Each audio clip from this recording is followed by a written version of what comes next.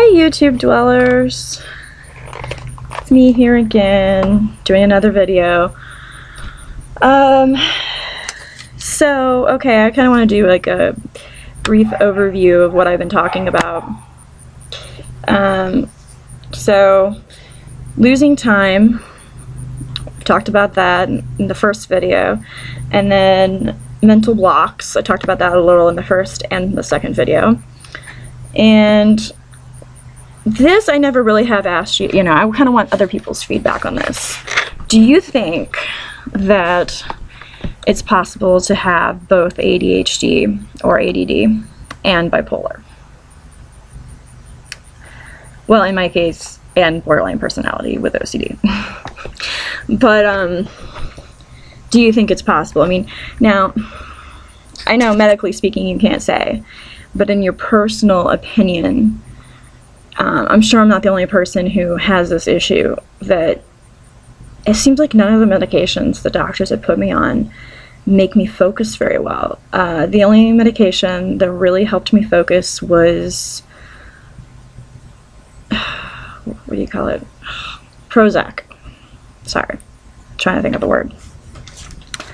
But I can't take Prozac anymore because I had some major problems with it. For one thing, like, it made me super sensitive to the heat and to being outside, it wasn't just the sunlight, it was just the heat in general. And of course, last summer was extremely hot, so, I'm sure a lot of people were sensitive to that heat. But, because, it was like in the 100s every day. But it also had some other serious side effects, like it caused, well, that's what they think, caused my heart rate to go up to, oh god, I don't know, it was like 160, 170 something. It might have been higher, I don't remember. My mom would remember that, because when she told me, I didn't believe her, because the highest it had been before that was like 160. I think it might have been 168, 170, because it was higher than it had ever gotten. And I've had trouble in the past with that because of my anxiety. I'd have, well, technically, sorry, panic attacks, but I guess those are brought on by anxiety. Anyways, point being, I would get those and my heart rate would go up really high. But the highest it went up before that was like 160, 164. This time it went up to like almost 170. And, from what I remember, and hopefully it didn't go up higher than that, because that's really dangerous. But and had been doing that for a few hours, and I had looked up on the internet because I was at home.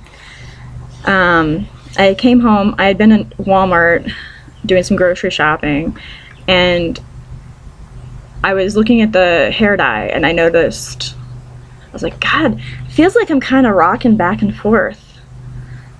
When I was standing there, I felt like I was rocking back and forth uncontrollably, and I'm like, well, this is weird.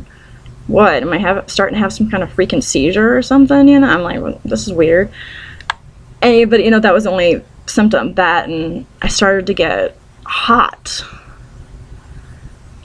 Really hot, and I wasn't hot before.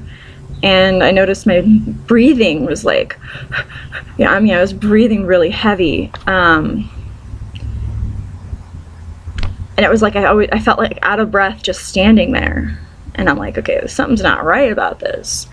But I didn't look it up on the internet till I got home. And when I got home, I looked it up, and I'm just like, I knew then my heart rate was high because I had checked it. We have a blood pressure cuff, and I checked it, and I was like, holy shit, it's really high. I forgot how high it was, but it wasn't the highest that it had gotten that night. It was slowly climbing. That was the bad part. But it was pretty high. It was like in the 140s. And I had a doctor tell me when I was younger that if it goes over 120, you go straight to the ER. And I was like, damn it, I don't want to go to the ER, because that's like a 7-hour wait, at least, That's like a 7-hour waste of time. because usually all they can do is give you something to bring your heart rate down and then send you home. You know, I mean, it's like, I figured it was just an anxiety thing. I had no idea that it could really be attributed to a medication side effect. And so I read up some stuff, you know, like if you drink cold water, it's supposed to help your heart rate go down and stuff like that. So I did that and still wasn't going down. And I was laying in the recliner, just trying to be as still as possible, trying to meditate, clear my mind, just trying to slow down my breathing, you know, because I thought maybe if I slow down my breathing, it'll help slow down my heart. Yeah, that didn't work. Don't do what I did and wait 2 hours. After I got home, I waited 2 hours. So it had been more like 3 hours that it had been like that. And yeah, the ER doctors were just like, you should have came in as soon as this started happening. They're like, you could have had a heart attack. You were, you know, it was really dangerous because I felt like my heart was getting tired. Like I could actually feel my heart was actually hurting. I could actually feel the pain of my heart actually hurting.